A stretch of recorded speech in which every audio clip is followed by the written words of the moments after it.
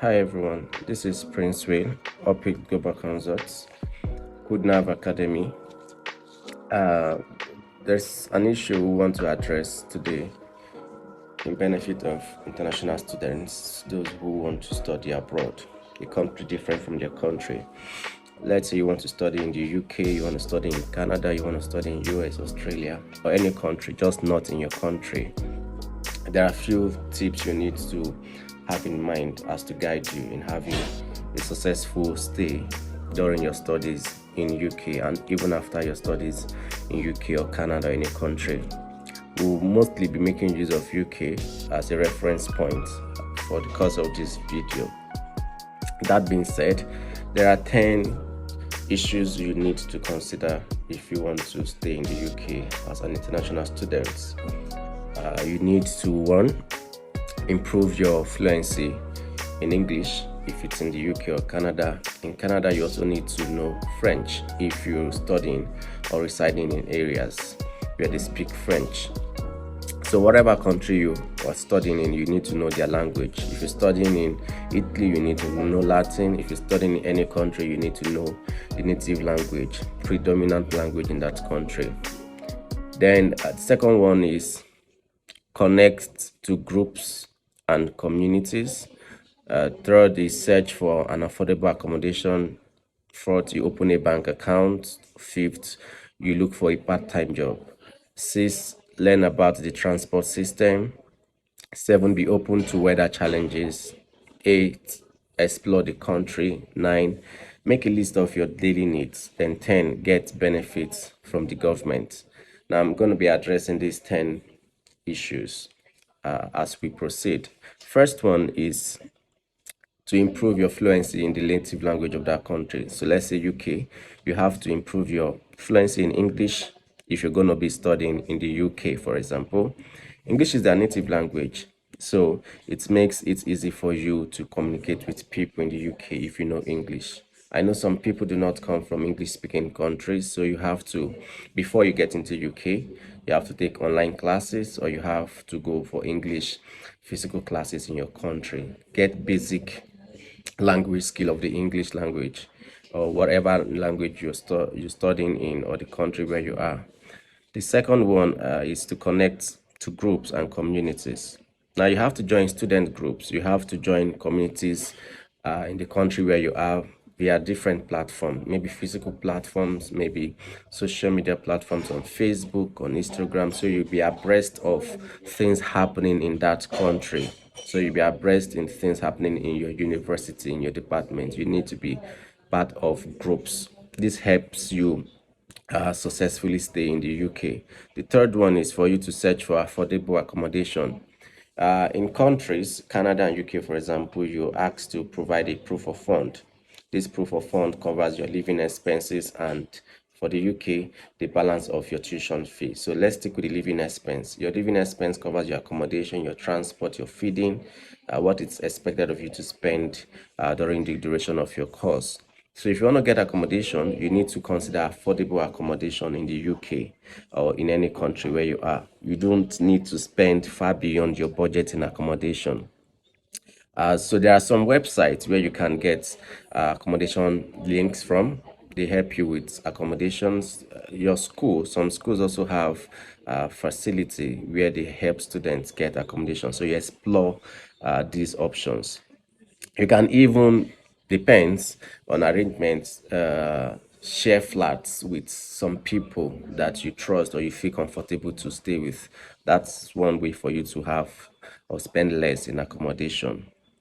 Ensure you choose accommodation very close to campus to avoid spending a lot on transportation, very close to campus. If not close to campus, there should be solid arrangement for transportation.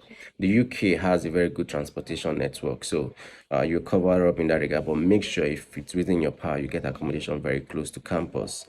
The fourth one is for you to open a bank account in the UK or in any country you're studying in.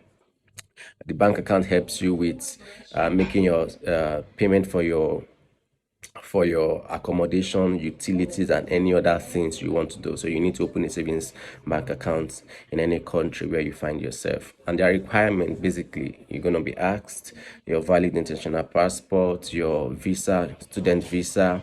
You'll be asked for your proof of residence in the UK. You must have gotten an accommodation. Some may ask you for proof of residence in the country where you're from. Some you'll be asked for your passport photo. Of course, those are requirements you need to have in hand while applying for a bank account. The fifth one is to look for a part-time job. This cannot be overemphasized. Most countries have 20 hours a week rule where students can work while they study. So you explore this to your advantage. 20 hours a week.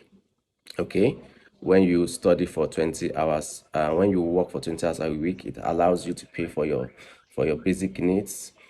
During holidays, semester breaks, you're allowed to work full time during semester breaks. So explore these opportunities. There are websites where you can seek for job.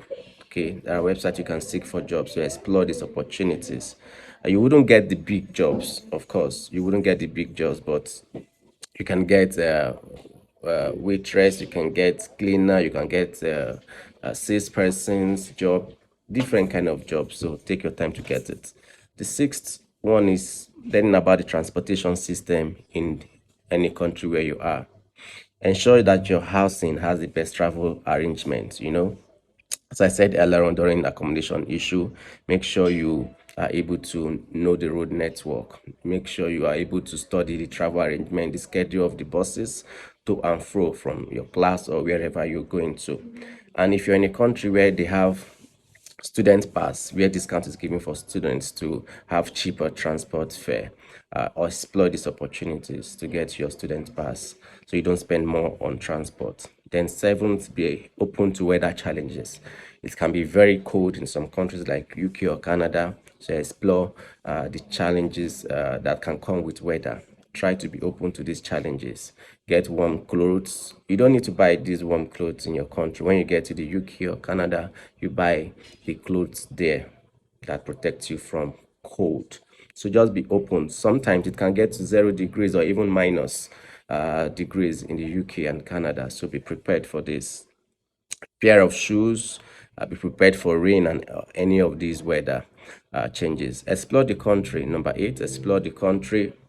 Don't just go from class to home, from home to class, or religious activities. Try to see how the country is, the scenery in the country, the landscape of the country. Go to memorial places in the country. Those are how you build experiences and have fun in the country. Study can be tedious, so you need to spice up your study with going out. Explore as much as you can. They say travel is a form of education, so you can do that. Number 9 is make a list of your daily needs. All right. Condition your needs. Have a plan for providing for your needs. Don't just buy spontaneously. Know the things you need. Let's say you need a refrigerator. Okay. Get those refrigerator on time. Make a plan for it.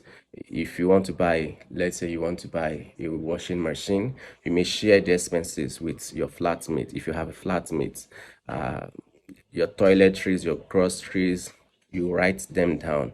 Maybe you want to make expenses for these things weekly or monthly, put them down so you don't just waste your money buying things without plans. Number 10, get benefits from the government. For example, the UK and even Canada has a scholarship offered to students. Yeah, you may not get the scholarship while you get admission, but during the course of your education you get scholarship. So exploit this advantage of scholarship options. There are healthcare benefits from UK. For example, the NHS, they subsidize your health fees. So try to take up advantage of this healthcare benefit and so many other benefits you can get from the country. Basically, it's easy to survive abroad, but you need to have plans. You need to be open to different changes, different challenges. I trust many of you who are resuming for classes in September, in January, in May, June, depending on when you are entering and resuming classes. You get the best day of your time in the UK, in Canada, in any country you find yourself. Once again, this is Prince Will. Hope Global Consult, Hood Nav Academy. Do have a lovely day.